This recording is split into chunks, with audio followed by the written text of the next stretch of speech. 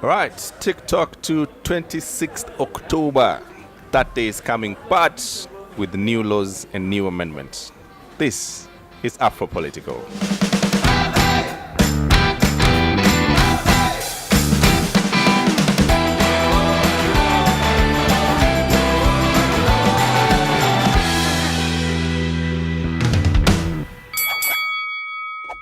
Alright guys, this is two guys, two mics, two taskers at our local Jay's Bar in Westlands. I'm James Smart. I'm Marvin Tumbo. Welcome. We want to talk about the new electoral laws, but first let's get to the comments. Shall we start with Abu Yassin?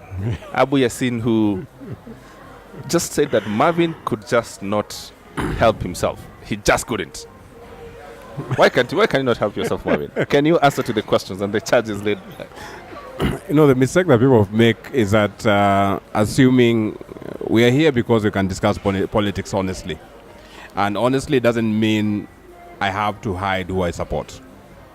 I can actually say this is the person I support, and I can argue with the facts on the table about why I support a particular candidate. So I'm very honest about that, and impartiality should not be a bad thing. I'm taking sides is a good thing. I'm taking a side. Yeah. I'm taking a side and I'm defending it, as we all should. Yeah, Tiberius, we discuss everything. We discuss current affairs. What's current is what we will discuss, right?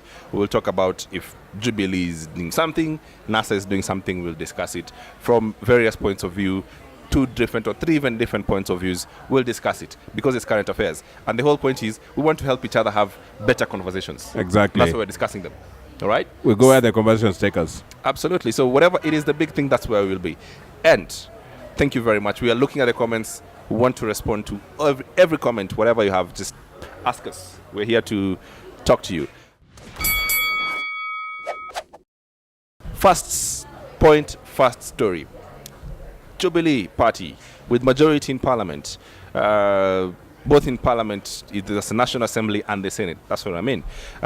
Moving with a new set of electoral laws.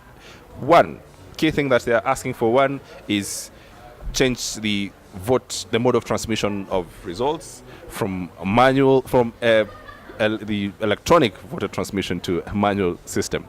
That's again going by what the Supreme Court, had asked, that if the transmission system fails, that is a point to nullify the election results. It's a process. We've discussed it in our earlier shows. Secondly, removing the primacy of the chairman of the IEBC, that any commissioner, in fact, now can be the chairman if they are supported by two other commissioners. And they can, in fact, be the national returning officers, because that job of the national returning officer is a job for the chairman of the IEBC. Also, any judge of the Supreme Court can swear in. The president doesn't have to be the Chief Justice. It's a quite a wide range of views, wide range of things that needs to be changed. But that's where we are. Marvin, why do we need all this change of laws? What's the point? We are 20 or so less days to an election. Why would we want to change the landscape of politics and the landscape of, that election that is coming up? First, I wasn't consulted when this was being done. My problem is this, that we have a new set of laws that we are supposedly trying to pass within the shortest period of time. And then the Supreme Court also, in another world, had ordered that we conduct this next election with the strictness of the law. Now, if there's a better way for us to not have that election, or have an election that is completely, seen as a rubber stamp or a sham, this is the best route to it. All right? It doesn't help us as a country to be clear and have clarity that this is the process and this is a procedure. And Marvin, you are the one who's argued on this program consistently, all right, that NASA spoiled or made it almost impossible for the IEBC to run the last election that was nullified because they went to court and changed the law just too much, too drastic, too close to an election. I don't know where you are right now.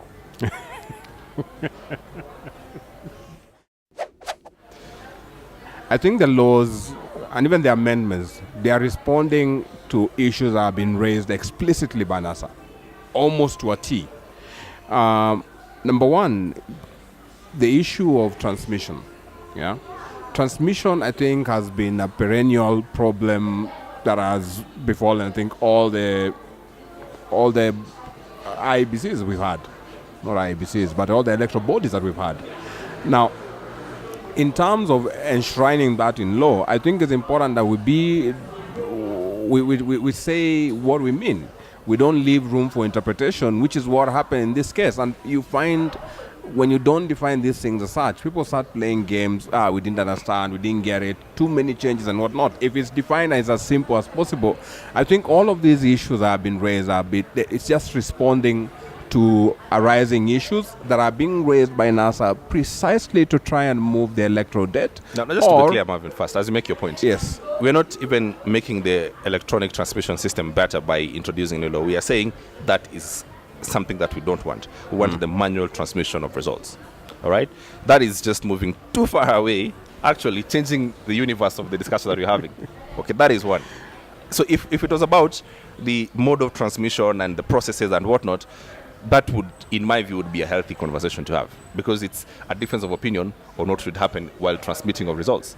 But now we're saying that transmitting of results, which as well, it's something that we put in our constitution because our constitution talks about these transmissions of result electronically. All right, it's informed by our fears of 2007 and what happens. So our electoral laws, and especially the ones that we manage these elections with, and especially the last ones, are a result of our fears, our results of our experiences that we've seen throughout the years.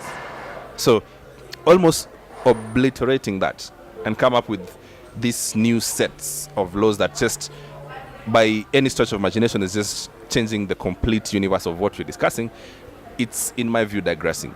It's not helping us have a good election. And yes, NASA could have, in their press conferences, made so many threats. But I don't see how NASA can stop the country having an election. How can they do it? I think the thing they want to do is to make the process seem illegitimate.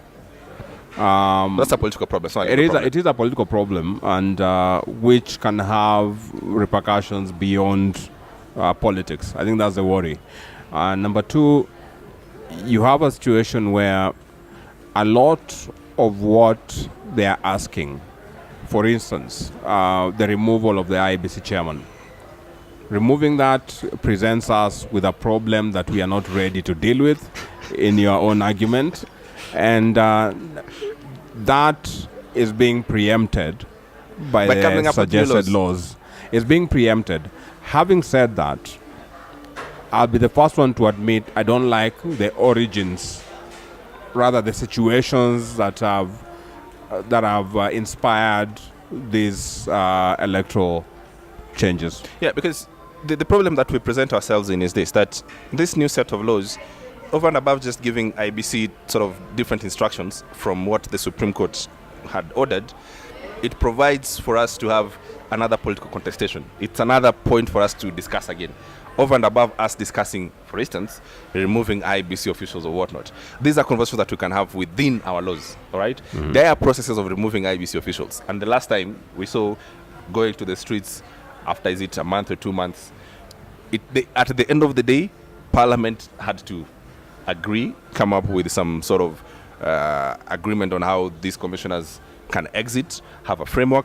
So we have laws to deal with almost all these problems. Our laws, our wonderful constitution, if I were to quote the good president, has created avenues for us to disagree and avenues for us to resolve our disagreements. So in the current situation, the problem, I think, the introduction of these laws, instead of helping us going to the 26th of October with a clarity of purpose and a level playing field, or at least have different sides, saying, let's compete on how transmission is going to be made, or people are going to sign the forms or not, or what happens when certain individuals disappear with forms or whatever it is. These are scenarios that we can solve by people agreeing to disagree in rooms. And then if that happens, then how do we move the process forward? It completely makes this process to be a nonsense. and introduce another problem. Have you considered that this law will not be in place before the elections? Which is fine, which is something that brings to my attention that then this makes it a political ploy. All right? So who would want to weeks to an election to almost delegitimize a process that a country has been waiting for? Because we have to be honest, this country has been on a political season for almost a year plus. We've been charging towards August 8th for almost a year. True or false? Now, we're extending it, all right, in these next 3 weeks. Now, why would you want, if you're to take your premise to be correct, that NASA in fact wants to, either delay or put the country at, some dire straits, or, take the country hostage. If that is what they want, then it should follow that what Jubilee is doing is Jubilee is in fact abducting the country. If NASA wanted that, Jubilee is abducting the country. How is that? By making it impossible for us to have this election, and having an election that can be certainly seen to be a rubber stamp of a process, instead of helping the country. We are going to have the elections. All these sideshows and monkey business that's being done, I think it's just, again, the games, political games must be played. They have been played before. They'll continue to be played. You know that very well, and you know what a game. You know a game when you see one. Yeah. Now, laws requires regulations to be operationalized. Regulations require public participation. Yeah. Before they set up. Yeah. Before they become law. So there's an entire process behind just signing of a bill into law before that law can actually be implemented. So that will have to go on, and it will require the public to take place and define how these laws are going to be seen, how they're going to be working, if at all we get to that particular place. Because right now what we're also doing is that we are preempting the president that is going to sign this law. It might be a political play within parliament, it might not be. But my take is this, yeah. As I've said, I don't think it was the inspiration of the laws might be political, and the reason for that is that they are also answering a political problem that has been set in motion by NASA. Move on to the next point. Right. Now, the embattled IEBC chairman and CEOs, there were demos in the CBD, at least first demo to push them out. NASA has announced that they're going to be demos every Monday, every Friday, until the officials who they have pointed out to be the ones who, stole the elections or messed up the elections, or however it is that they have framed it, go home. But that being the case, IEBC on the other hand is saying we are moving forward, we are meeting candidates, we are meeting the different political parties, and let's discuss the environment, the political field that we're going to be playing at. They had a first meeting which went on pretty well, and the second meeting could not go on owing to the fact that there were some monkey games that were happening in Parliament. And that was NASA's reasons to walk out. Now, here we are. The best way and the best forum, from where I sit, would have been for IBC to sit down with these two parties and sort of find some ways for them to compromise, okay? Because they are reading from two different, judgments. There's NASA was reading the majority judgment, and Jubilee was reading minority judgment, especially one, which I'll not mention, and they've read it to details. Now, the problem with that is this, that instead of helping us come to some level of understanding of what we can have on October 26th, and there are things, for instance, about the printing of the ballot, about the security of the forms, about the returning officers and the people who are getting employed to be returning officers and presiding officers and all these things. These are things that NASA has raised as having problems with. And they are backed up by the Supreme Court. No, they are not. Which Supreme Court said there were illegalities and irregularities. We cannot run away And they from did not that. mention one illegality in their entire ruling. They did. Which one? They did a lot. For instance, when they say that you have forms which were not signed, okay, or forms which do not have security features, that is an illegality. It's an irregularity. Yes, all right, irregularity. Now, illegality comes when Kasait, who was the one in charge of the forms and whatnot, does an affidavit and says all the forms had security features, and they didn't. That is what the Supreme Court. So they have all these processes that were mentioned. If there are illegalities, there must be culpability, and there was none. Nah, that is fake news, Marvin. How is it? Listen, DPP has ordered for investigation. It's not perjury. What? For what? Exactly. If it's perjury, something can be prosecuted. And then, precisely, and that's my argument. There was no criminal culpability, yet we are talking about someone having committed illegalities, having broken the law. But the DPP Kirako Tobiko is investigating specific people, and the IEBC and some nurses, is it Orengo and Mudavadi? There's all this investigation going on for the next. But not arising from the Supreme Court ruling. It's arising from the Supreme Court ruling. He's taking the Supreme Court ruling, this is the fair reading, and out of it, that's why he's saying these several people need to be investigated further and give the CID. Fair enough, right? So there is something that can be found culpable. Now, I don't know the results of that investigation, but there is an investigation going on. Okay. All right. Now, if that being the case, my original point is that it's possible for these two parties to sit in one room and agree on the level playing field. It's possible for them to do that. All right? Because obviously there was a problem in the last election. Don't you think a level playing field is the exact problem? It should be unlevel. No, it's because a level playing field means we already know the results based on the tyranny of numbers, for lack of a better term. I don't know what you're talking about. Yeah, you can pretend you don't, but... No, I don't actually. Please inform me. Educate me. The contestations that are happening, yeah, and here you can go to the moon and back. The numbers are very clear, yeah. Which numbers, Marvin? You moved from original point and you went to the numbers. I want you to continue. I'll just with your say, point. yeah, it's as part of the point. A level playing field means that we'll get more or less the same results that Supreme Court annulled. And let me finish, yeah? I'm listening. Because it seems to look at more or less the same results. And which is why a lot of the demands by NASA at the moment, yeah, are ones which even do not make sense in terms of, because how do you talk about removing the chairman of IEBC, knowing very well how important he is to the process, he is to announcing the president, he is to this entire scenario. You talk about removing him, and that being the condition, which means removing him means not having an election. Marvin, it's ridiculous. Marvin, I hear you. I hear and what do you need? And listen. Then no, I'll finish. What do you need? Yeah, what do you need to put in place a new IBC chairman? What kind of process? So here's the thing. We walk back. I mean, I'd like to walk you back to, because you've muddied this point, just enough for you to try and get away from it. But here's the point. The Supreme Court ordered certain things to happen. Yes. Right? Strictness and of the law, existing laws, follow them and follow the principles of the Constitution. Yes. All right? To the letter.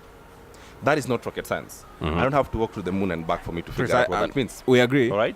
Now, if you are participant in an election, NASA and Jubilee, okay, what any of them wants is a level playing field. Yes. Well, it doesn't matter if I have one person behind me or you have 1 million people behind you. It doesn't matter. What matters is that we have a level playing field. So you cannot dismiss the idea of a level playing field that, what, I have so many people, so I don't need the process. All right? We all need this process. I didn't say you don't need the process. My argument was the excuse.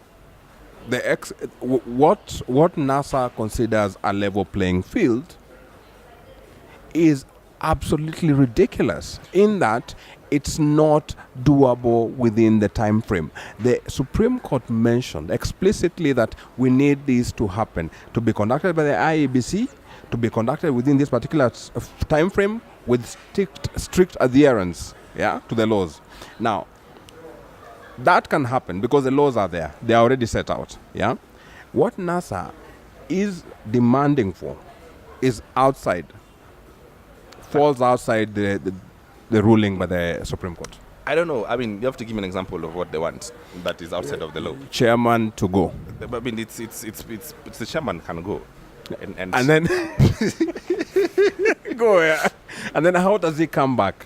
How does he come back? Explain. No, how do you get a new chairman? Yes. In this time frame. Yes. Within the current laws. Right. What kind of tribunal do you need? Here's the thing. The difficult, like I said, and I go back to my original point, which is this: that all these issues that NASA want and Jubilee want, because Jubilee wants something and NASA wants something. That's the truth, right? Whatever they want, they can sit down in a room and create a framework on them to agree on this thing. What I'm trying to say is this: that we are not unreasonable enough as a country and as a people for us not, unless we are admitting that we are not clever enough or brilliant enough or have enough emotions have been muddied enough. Yeah. But this is why you need the political class to rise beyond our muddedness and our emotions. By calling for riots twice every week, and by calling for boycotting of Safaricom and all the other players.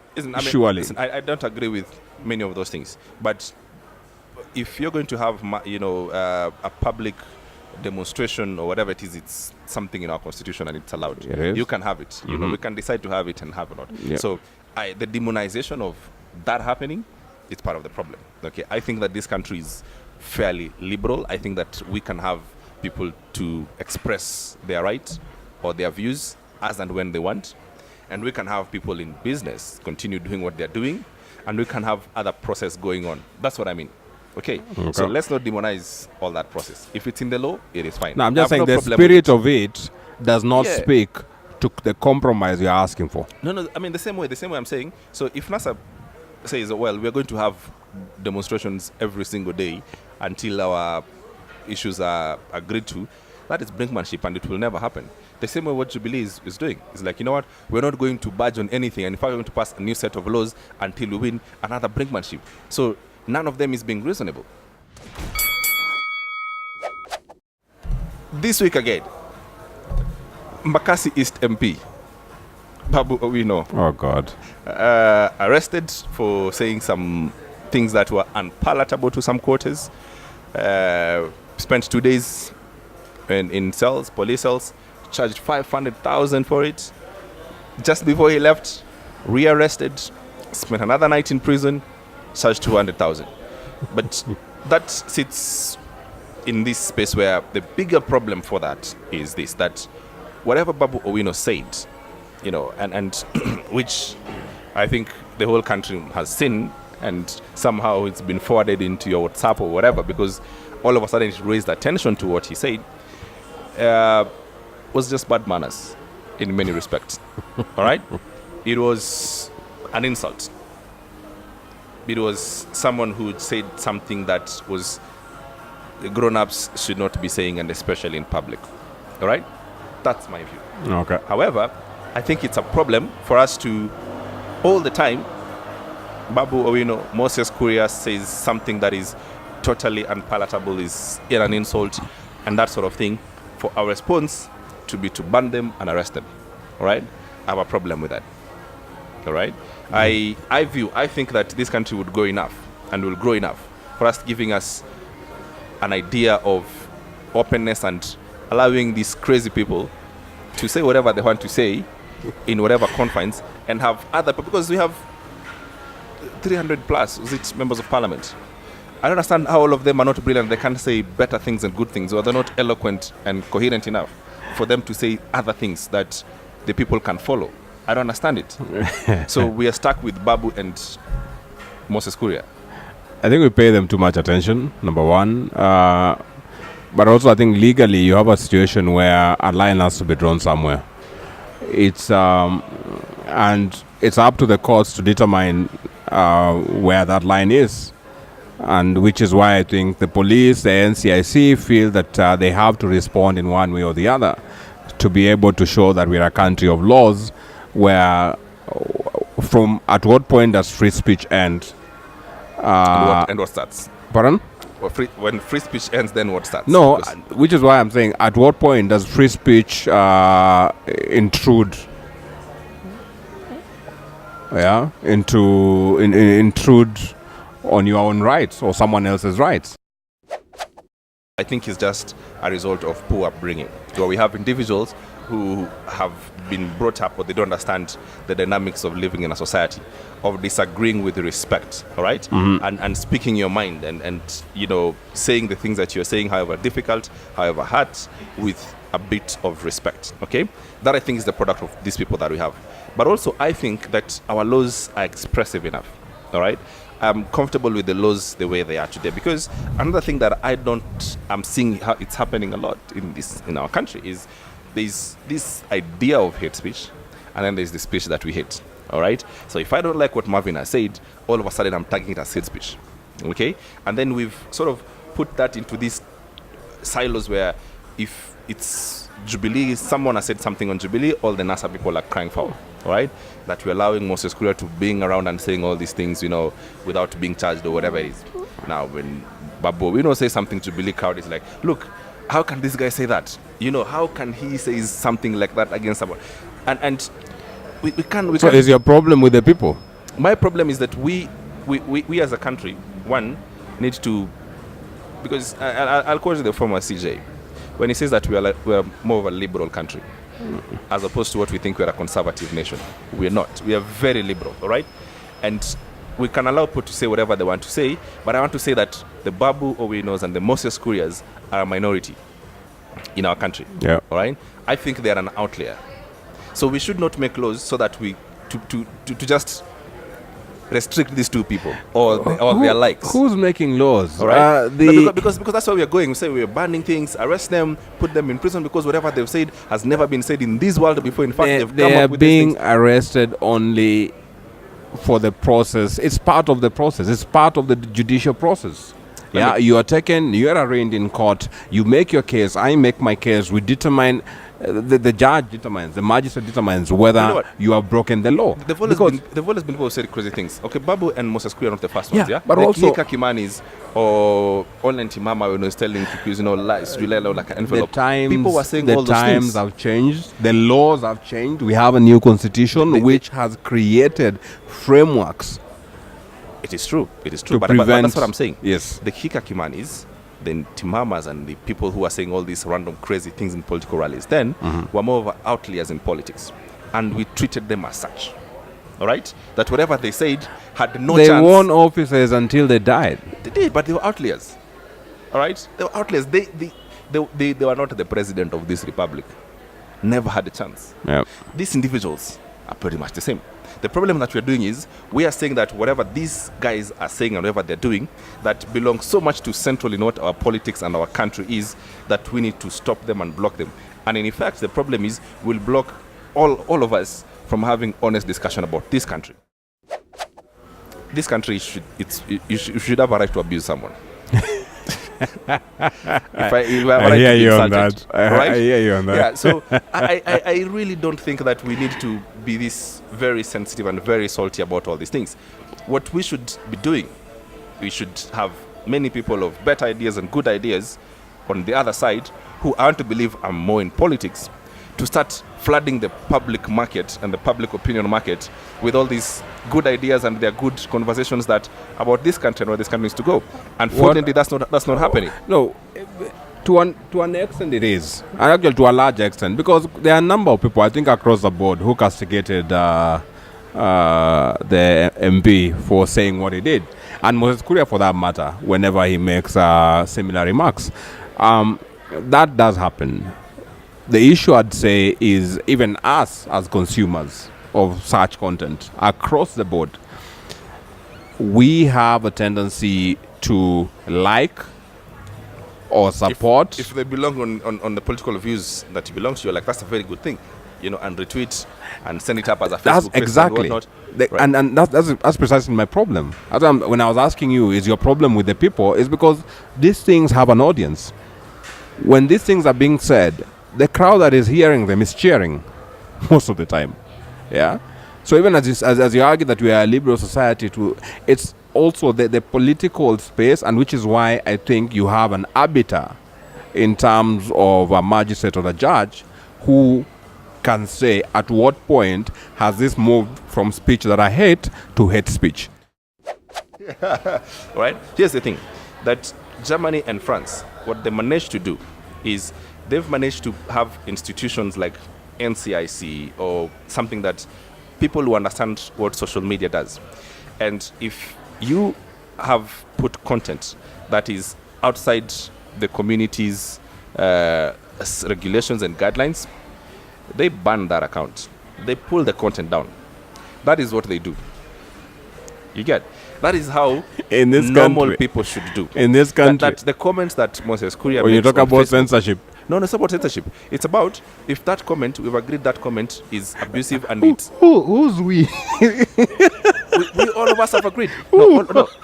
So you've not agreed? Are you not saying you're not agreeing with what Moses Kuria is saying? Exactly my problem. No. You are assuming we are a homogeneous entity. No, we're not. We're not, Marvin. We are saying who's this committee that agrees? No, that's is you and NCSC. No. That's why we have the NCSC and whatnot. Okay, if we have people who are abusing and then each other, I say NCSC is a product because the chairman was appointed by the president. It means now we.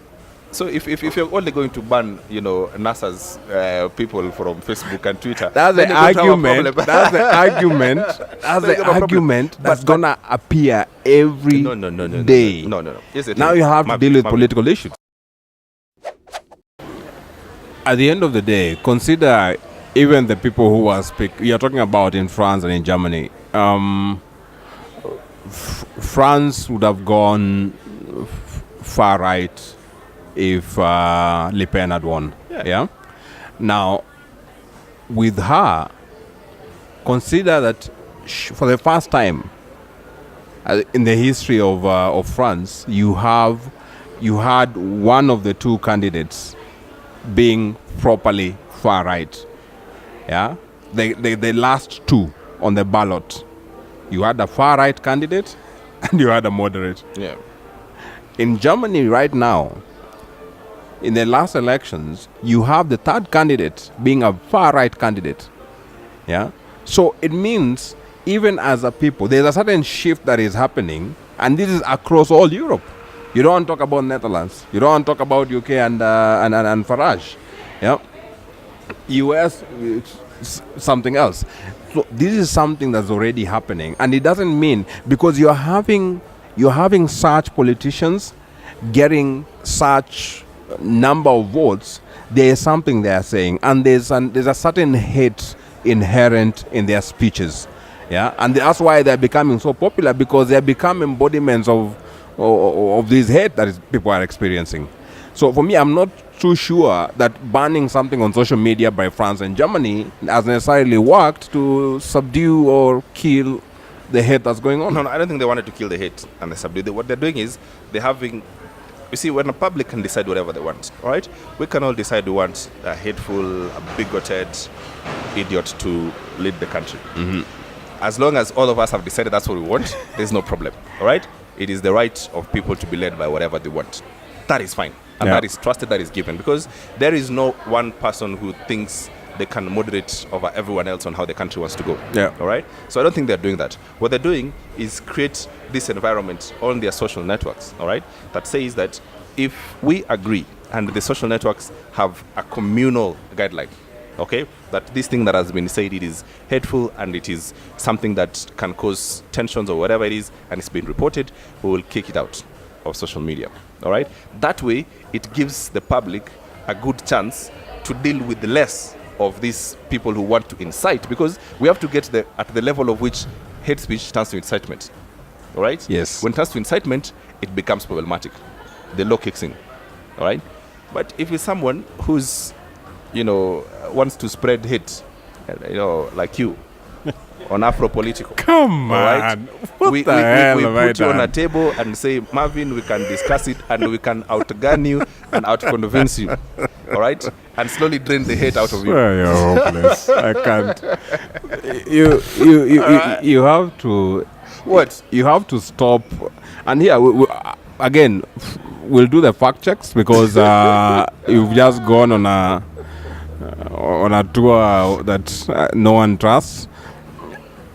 On my end, I'll go and look at the legislation in France. I'll look at the legislation in Germany. Please. I'll contrast it with Kenya.